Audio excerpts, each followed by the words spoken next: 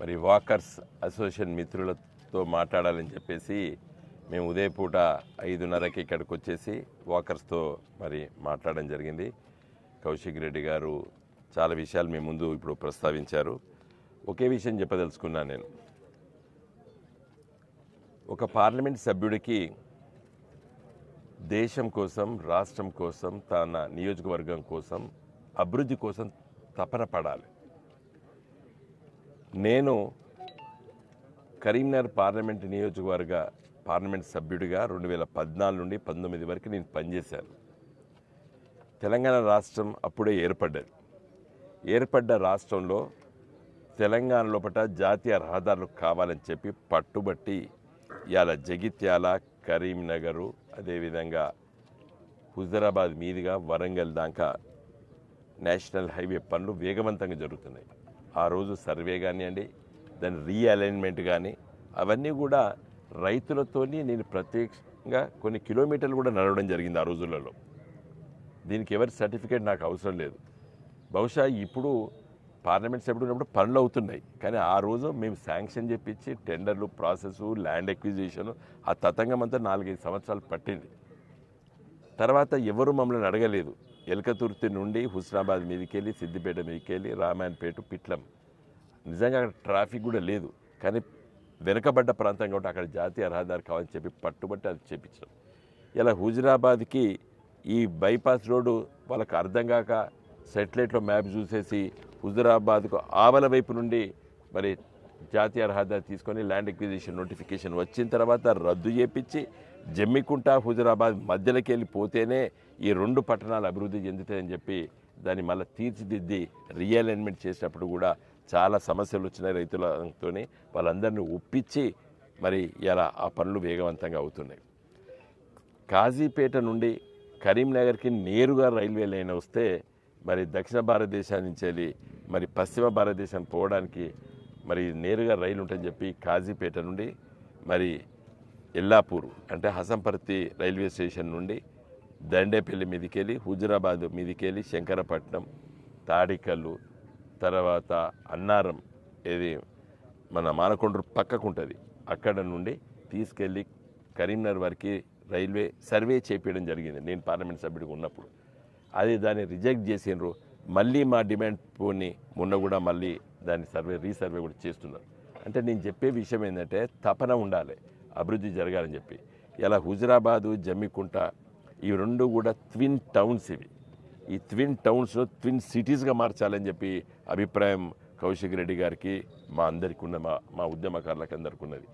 ఇది కరీంనగర్, వరంగల్ మధ్యన ఒక గొప్ప నగరాలుగా తీర్చిదిద్దాలని చెప్పి అభిప్రాయం మాకున్నది.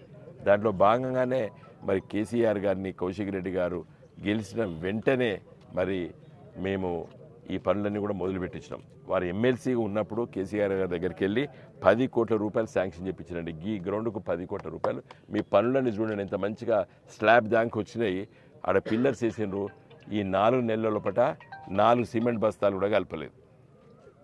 4 నెలల కాంగ్రెస్ ప్రభుత్వం లోపల 4 సిమెంట్ బస్తాలు కూడా కలుపుతలేరు. ఇప్పుడు అన్నిటినీ ఆపేసింది కాంగ్రెస్ ప్రభుత్వం. ఎందుకు ఆపిందంటే జవాబు లేదు. అంటే కౌశిక్ రెడ్డి తీసుకొచ్చిండు కాబట్టి ఆపాలి. ఒక కక్ష సాధింపు చర్యలు తీవ్రంగా ఖండిస్తున్నాం. ఇవన్నీ కూడా పనులు జరగాలి. మేము వెంటనే రేపు పార్లమెంట్ ఎన్నికలు అయిపోయిన తర్వాత కౌశిక్ రెడ్డి గారు, నేను వెళ్తాము, పట్టుబడతాము. దెబ్బన వాలిగిట్ట దీనికి ఏదైనా కుర్రీలు పెడితే హైకోర్టులో కూడా కేసేసి ఈ పనులు వేగవంతంగా అయ్యేటట్టు చేస్తాము. ఆ కాంట్రాక్టర్ ఎవరో మాకు తెలియదు, కాంట్రాక్ట్ కూడా భరోసా ఇస్తాం, పనులు చేయవేసే విధంగా చేస్తాము. ఎందుకంటే ఒక వాకర్స్కి 10 కోట్ల రూపాయలు ఒక గ్రౌండ్కి ఇవ్వడం అంటే సామాన్యమైన విషయం కాదు. ఇది సామాన్య విషయం కాదు. ఎంత ఒక సింథటిక్ ట్రాకు, క్యాఫ్టేరియా, అంటే సాయంకాలం పూట భార్య, భర్తలు, పిల్లలు, మన్వన్లు, మన్వరాన్లతోని ఒక ఉల్లాసమైనటువంటి వాతావరణం కావాలని చెప్పి ఆలోచన చేస్తాం. ఒకటి చిన్నపాటి రీడింగ్ రూమ్ కూడా పెట్టాలని చెప్పి కూడా మేము ఆలోచన చేస్తాం. మంచిగా పత్రికలు వస్తాయి, కూర్చుంటారు. ఒక cafeteria, coffee, tea. Hyderabad, Bombay, Delhi, Calcutta, Chennai లాంటి మహానగరంలో ఉన్నటువంటి పౌరులే ఎంజాయ్ చేయాలన్నా హుజరాబాద్ లాంటి పౌరులు ఈ సౌకర్యాలు వద్దా అనే ఆలోచనతో మేము ఉన్నాం. కాబట్టి దయచేసి మిత్రులు, నేను అడిగేది ఏంటంటే అభివృద్ధి కావాలంటే నన్ను గెలిపియండి. పార్టీలకు అతీతంగా కూడా మీరు మద్దతు ఇవ్వాలి. పార్లమెంట్లో చాలా సమస్యలు వచ్చినప్పుడు గొంతు విప్పి మాట్లాడేటోళ్ళు కావాలి. గత 10 సంవత్సరాల మోడీ గారి ప్రభుత్వంలో నేను చేసిన 5 సంవత్సరాల పనులు వేరే చేసుకోండి, తర్వాత చేసుకోండి. ఇలా 32 జిల్లాలు ఏర్పడితే మెడికల్ కాలేజ్ పెట్టాం, ఒక్క పైసా బీజేపీ ప్రభుత్వం ఇవ్వలేదు. ఇలా ప్రతి కొత్త జిల్లాకు జాతీయ మన కేంద్ర ప్రభుత్వం పార్లమెంట్ చట్టం చేసింది, నవోదయ విద్యాలయాలు రావాలి. ఒక్క నవోదయ విద్యాలయం అసలు బండి సంజయ్ గారు గుడికి బడి రెండు ఏది లేదు, గుడి చేయలేదు, బడి చేయలేదు. నేను గుడి తెచ్చిన తిరుమల తిరుపతి దేవస్థానం దేవాలయం కరీంనగర్లో 50 కోట్లు పెట్టి ఇప్పుడు ఇలా గడుతున్నారు.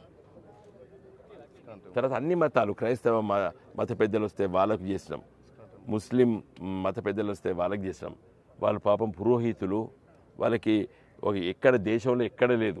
బీజేపీ పాలిత రాష్ట్రాల్లో కూడా దేవాలయాల్లో, మసీదులో, చర్చిల్లో మరి పూజలు చేసేటువంటి వాళ్ళకి ఆర్థిక సాయం చేయాలని చెప్పి, జీతభత్యాలు ఇవ్వాలని చెప్పి నిర్ణయం తీసుకున్నటువంటి ఒక సెక్యులర్ ప్రభుత్వము ఇవాళ కేసీఆర్ గారి నాయకత్వాన్ని నడిచింది. కాబట్టి ఇక్కడ ఉన్నటువంటి మేధావి వర్గాలారా నేను అందరికి కోరేది ఏంటంటే దయచేసి మీరు నాకు మద్దతు ఇవ్వండి. హుజురాబాద్ నియోజకవర్గాన్ని నేను, కౌశిక్ రెడ్డి గారు దీని ఒక బ్రహ్మాండమైనటువంటి నియోజకవర్గంలో రాష్ట్రంలో అభివృద్ధి చేసే నియోజకవర్గంగా మేము చేస్తాము. కేంద్రంలో ఎవరు అధికారంలో ఉన్నా కోట్లాది రూపాయలు తీసుకొచ్చేటువంటి శక్తి నాకున్నది. తీసుకొచ్చి చూపించిన తీసుకొస్తాను. జై తెలంగాణ.